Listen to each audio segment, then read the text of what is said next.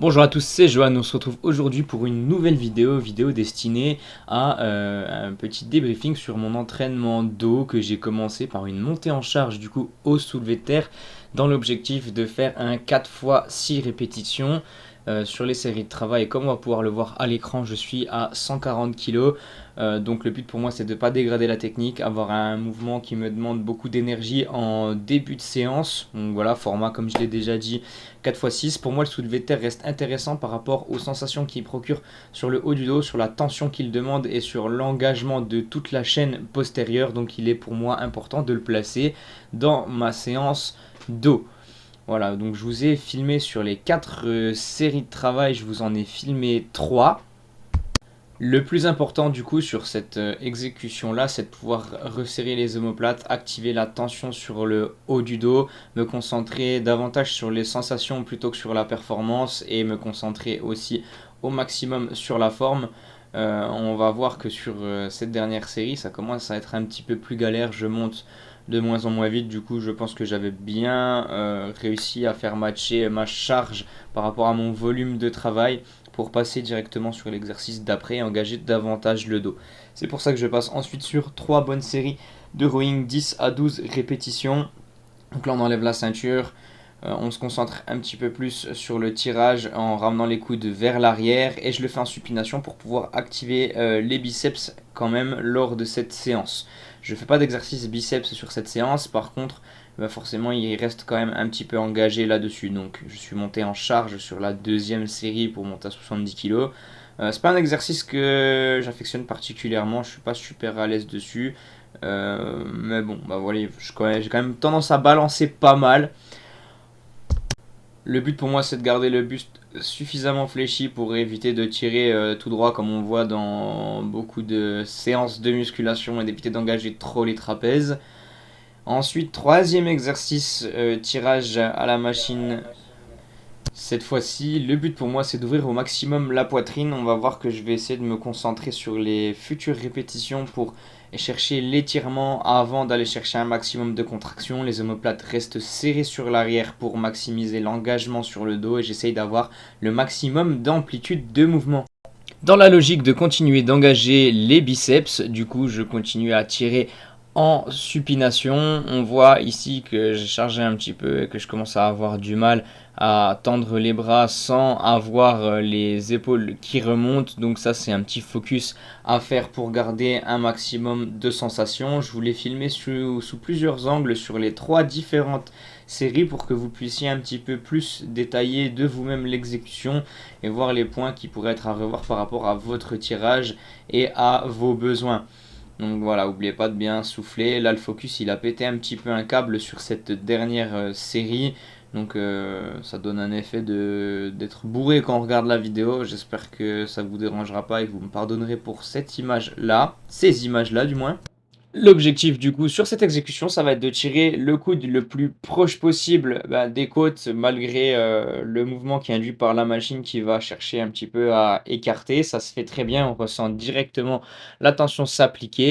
Je passe ensuite à un système d'oiseau au poulie de façon couchée. C'est la première fois que je l'exécutais comme ça. Honnêtement, bonne sensation. On peut voir que mon placement sur la première série n'est pas impeccable. J'avais besoin de prendre mes marques et j'avais une charge relativement légère sur l'exécution, bien qu'il ne faille pas mettre forcément très lourd ici pour pouvoir ressentir le travail et appliquer la bonne exécution dessus. J'essaie de me concentrer sur les sensations, sur le tempo, afin d'engager l'arrière de mon épaule et d'éviter de continuer à cibler de trop le reste du dos. Big up à cet adhérent-là. Je lui dis que je filme, je lui dis de venir me voir après. Il sait que je suis en train de m'entraîner, mais là, il préfère me parler de son problème de biceps. C'est dommage, on ne le voit pas à ma tête, mais là, en fait, j'avais des envies de meurtre à ce moment-là. Donc voilà, frérot, si tu repasses par là, évite, tu vois. Genre, on se voit après, et puis je t'explique, il n'y a pas de problème, j'ai jamais refusé de conseil. Là, il m'a laissé tranquille, donc c'est parti. Il a eu son explication sur pourquoi son biceps gauche fatigue avant son biceps droit. Et on peut voir sous cet angle-là que j'ai arrêté d'ouvrir de trop la poitrine. Donc cette fois-ci, j'ai le haut du dos légèrement arrondi, ce qui me permet finalement de travailler un peu plus et de mieux sentir mon arrière d'épaule par rapport au reste du dos. Donc ça a vraiment fait le taf. Pour moi, ça a été un game changer sur cet exercice-là. Je sais pas si la première série a aussi contribué. Vous voyez, petit mouvement de hip-hop pour terminer et revenir en place. Sur le coup, c'est ce que j'avais trouvé de plus simple pour revenir en place. Voilà, simplement. Il n'y a pas d'analyse technique à faire sur ce mouvement. À ne pas reproduire chez vous, séquence réalisée par un professionnel. Blague à part, on continue du coup sur ça. J'ai chargé un peu plus. On voit que j'ai les coudes qui ont tendance à bouger. Par contre, on peut le voir sur mon épaule. On voit, surtout sur l'épaule gauche, ça commence à se trier. Le travail se passe très très bien. Donc ça, c'est une façon pour moi d'adapter le levier en cours du mouvement, de pouvoir fléchir un petit peu plus les coudes par rapport à ma position de départ. Pas de breakdance pour cette fois-là.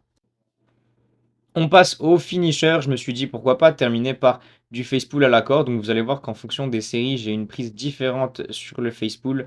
Là, c'était un petit face pull tranquille.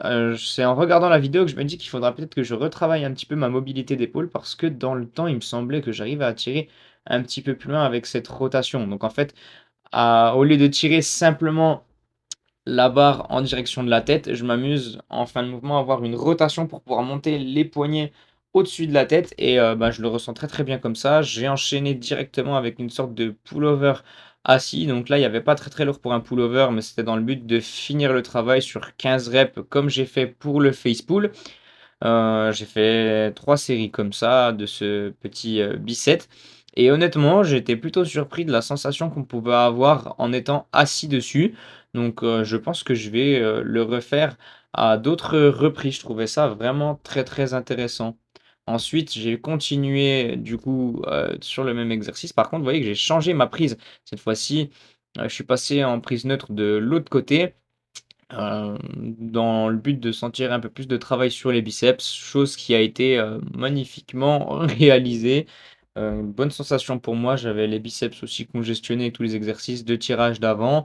Donc ça a fait le taf, je suis vraiment content de ça. On voit que l'exécution est du coup un petit peu différente, notamment bah, sur mon placement des coudes et sur la façon que j'ai d'avoir la rotation au-dessus de la tête. Et j'ai tenté, vu qu'elle n'est pas très lourde, de garder cette prise pour continuer directement sur le deuxième exercice du biceps, ce pullover. Cette prise-là est pas mal aussi à faire avec la corde, à savoir que par contre, du coup, on le voit pas forcément, mais mon petit doigt prenait assez cher. Après, c'est pas une grosse douleur non plus, mais du coup, il se trouve dans la pliure de la corde et il faut réussir à s'adapter à cette position-là pour en tirer le plus de bénéfices possible, attendre que le mal passe et bah, les choses se font très très bien, honnêtement, en termes de ressenti, comme je disais, même s'il faut pas baser tous vos entraînements au ressenti, au moins c'était là où j'avais demandé du travail. Du moins là où je m'attendais à en recevoir et là où j'avais besoin d'en recevoir. Donc j'ai continué en prise neutre du coup pour cette dernière série dessus. J'ai pas grand chose à rajouter, j'ai accéléré un petit peu le tempo, j'ai augmenté la charge sur la dernière série au lieu de faire plus de reps. Bon voilà, j'ai essayé de trouver un entre-deux. L'exécution est pas toujours nickel, ça arrive. Il y a quelques petites répétitions un petit peu trichées. Et ensuite, j'ai pris le temps de relâcher cette fois-ci pour changer ma prise.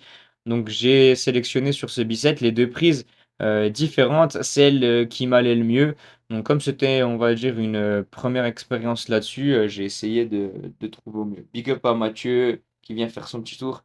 Il a attendu poliment que je termine ma série pour pouvoir venir me checker. Ça, c'est cool, franchement, ça fait plaisir.